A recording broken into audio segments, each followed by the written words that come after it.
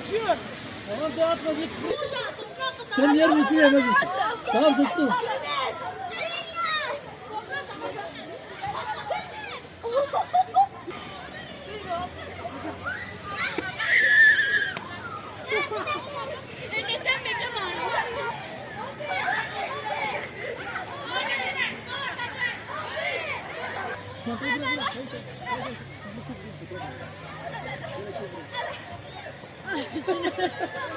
Gel gel. Sinan gel.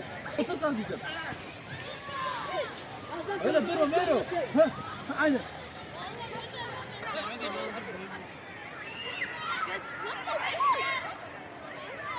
Allah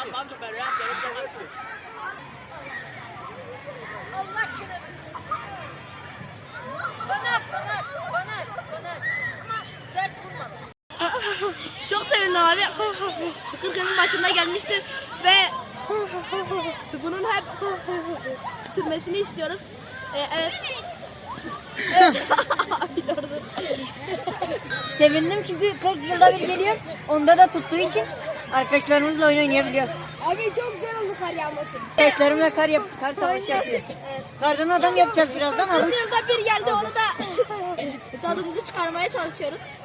Evet abi çok güzel, 10 numara. Hafta sonuna kadar sürse güzel olur. Çek kral çek. Karı çok seviyorum. Çok seviyorum. Yıllardır bekliyoruz. Ve çok da sevindik. Gerçi herkes birbirlerine top atıyor.